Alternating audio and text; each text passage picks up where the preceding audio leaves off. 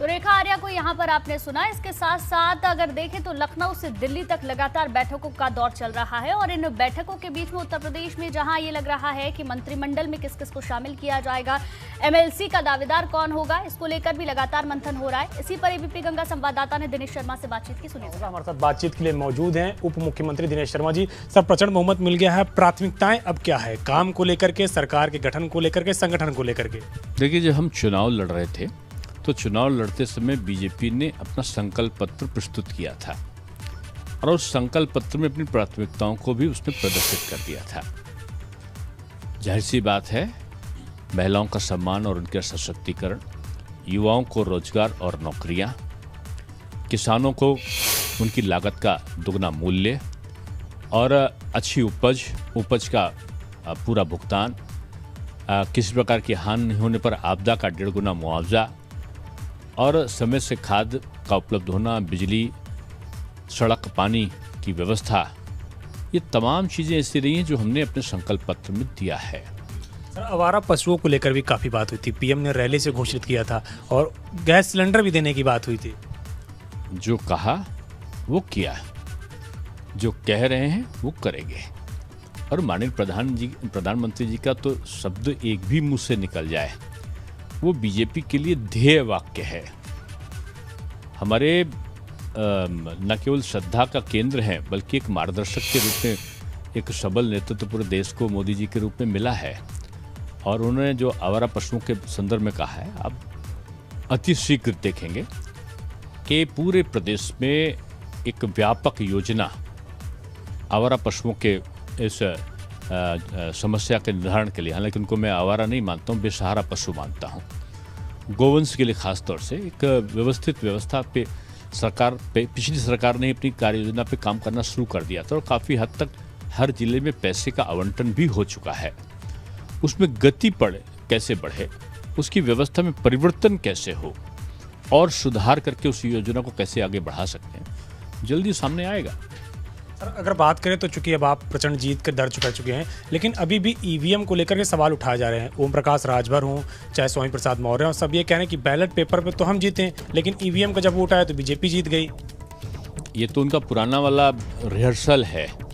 मैं तो इतना ही कहूँगा कि हे ईश्वर, उन्हें हार सहने की शक्ति प्रदान करें, क्योंकि हार में वो एक स्पोर्ट्समैन स्पिरिट के खिलाड़ी की तरीके से हार को स्वीकार करने की भी आदत नहीं डाल पाए हैं। हालांकि 1 बार 2 बार 3 बार 4 बार होता है तो लोग सीख जाते हैं, लेकिन इतना अनाड़ी विपक्ष होगा ये मुझे नहीं पता था। 2014, 2017, 2019, उसके बाद महापौर चुनाव, नगर निगम, जिला पंचायत के चुनाव, एमएलसी चुनाव, शिक्षक स्नातक चुनाव और उसके बाद तमाम और जो चुनाव हैं उनमें लगातार पराजय के बाद 2022 की भी पराजय है। कभी सपा से तालमेल, कभी कांग्रेस से तालमेल, कभी आरएलडी से तालमेल, कभी सुहेल दो पार्टी से तालमेल और सारे तालमेल में घालमेल और घालमेल के बाद पराजय और पराजय के बाद फिर वही बहाना। हमने तो सुना था कि लोग नया बहाना खोज सकते थे, लेकिन पुराने बहाने पर आज भी अमल है। 2012 में सरकार थी समाजवादी पार्टी की, 2017 में इनकी बनी। जब 2017 में हम 300 का आंकड़ा पार करके हमने प्रचंड बहुमत की सरकार बनाई, तब भी इन्होंने कहा कि ईवीएम में गड़बड़ी हो गई। सरकार इनकी थी, गड़बड़ी हम कैसे कर सकते थे? आज सरकार हमारी है, वही पुराना बहाना। मैं समझता हूँ कि इस बहाने को जनता जानती है और अब इस प्रकार के बहाने का कोई आधार उत्तर प्रदेश में नहीं रहा। विपक्ष को सबक सीखना चाहिए कि जनता ने उनको बार बार क्यों नकारा है।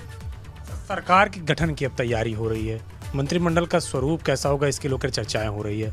शपथ ग्रहण आप लोग कब करने वाले हैं और किस तरीके से नया मंत्रिमंडल होगा? देखिए, ये तो निर्णय हमारा केंद्रीय नेतृत्व लेगा, उस पर मुझे ना तो कोई टिप्पणी करनी है और ना ही कुछ मुझे आपसे कहना है। लेकिन इतना मैं कह सकता हूँ कि अगर आप पिछले केंद्रीय मंत्रिमंडल का गठन, उत्तर प्रदेश के पिछले 2017 के मंत्रिमंडल का गठन आप देखो तो हमारी प्रायोरिटीज़ क्या थी?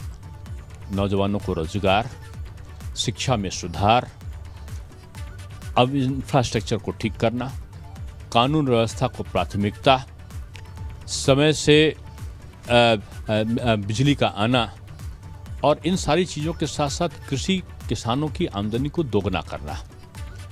आम आदमी की आमदनी आप जानते हो कि 2017 में जो प्रति व्यक्ति आय थी लगभग 48,250 रुपया, वो आज 94,850 रुपया है। यानी हमने आय में वृद्धि करी। अब हमारा लक्ष्य है कि किसानों की आय में भी दोगुनी वृद्धि हो। संकल्प पत्र इसलिए हमने जारी किया है और संकल्प पत्र में जो भी कहा है एक अंश उसका पूरा करना, ये भाव संकल्पना के साथ में बीजेपी के प्रत्येक कार्यकर्ता का और नेता का और मुख्यमंत्री का है। सर, आपकी भूमिका क्या होगी? पिछले सरकार में आप उप मुख्यमंत्री थे, इस सरकार का गठन होने जा रहा है, आज चर्चा भी होने जा रही है तमाम सारे विषयों को लेकर के, तो आप अपनी भूमिका कहाँ देखते हैं? मेरी भूमिका तो बहुत पहले तय हो चुकी है। मैं बीजेपी का एक कार्यकर्ता हूँ और मेरी कार्यकर्ता की भूमिका बहुत पहले से, मैं छोटेपन से ही तय है और वो अनवरत चलने वाली है मजबूती के साथ। और पार्टी उस कार्यकर्ता के रूप में क्या कार्य देती है ये केंद्रीय नेतृत्व तय करता है। और विभिन्न संगठनों पर काम करने का अवसर मुझे पार्टी ने बृहद पैमाने पर प्रदेश स्तर पर, राष्ट्रीय स्तर पर दिया है। और मैं इतनी कह सकता हूँ कि जहाँ पर कम वहाँ पर हम, जो भी छोटा काम कोई नहीं होता, जो भी काम होगा उस काम को कैसे प्रूफ किया जाए पार्टी के लिए, ये संकल्पना हर पार्टी के कार्यकर्ता की होती है। क्योंकि आज आप बड़ी बैठक लिए दिल्ली आए हुए हैं, तो क्या उस बैठक में एमएलसी उम्मीदवारों को लेकर के और मंत्रिमंडल को लेकर के चर्चा होगी? नहीं, बैठक का एजेंडा थोड़ी पहले बताया जाता है। अब जो भी बैठक में चर्चा आएगी निश्चित रूप में उसमें सहभागिता करने का अवसर मिलेगा। अब ये तो बैठक के बाद ही पता चलेगा कि क्या चर्चा हुई है। और एक आखिरी सवाल है, सवाल ये भी उठ रहा है कि आपके 10 मंत्री चुनाव हार गए, खुद उप मुख्यमंत्री चुनाव हार गए। विपक्ष इसको भी कह रहा है कि लगातार कि भाजपा की इतनी लोकप्रियता थी तो इतने मंत्री चुनाव हार गए, उप मुख्यमंत्री भी चुनाव हार गए। ना, देखिए ये विपक्ष की हताशा है।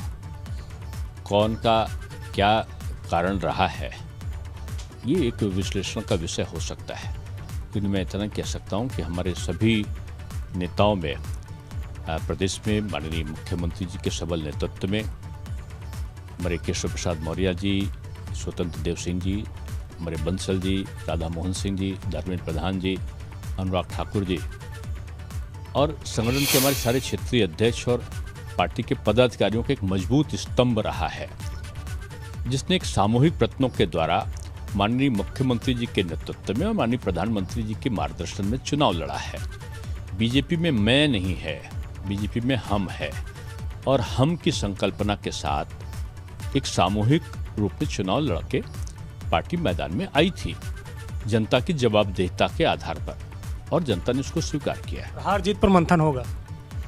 देखिए, उसके लिए अलग से बैठकों का एजेंडा तय होता है। मैंने पहले ही कहा कि एजेंडा क्या होगा ये तो बैठक में जाने के बाद पता चलता है, पहले से कयास लगाना उचित नहीं होता है। शुक्रिया हमसे बातचीत करने के लिए। तो ये हैं उत्तर प्रदेश के उप मुख्यमंत्री दिनेश शर्मा जी, जिनका कहना है कि एजेंडा अभी तय नहीं है, लेकिन बैठक में जाएंगे तो सभी विषयों पर चर्चा होगी, जो भी एजेंडा सामने आएगा उस पर चर्चा की जाएगी। प्रोफेसर कपिल सोलंकी के साथ अविनाश तिवारी, एबीपी गंगा, दिल्ली।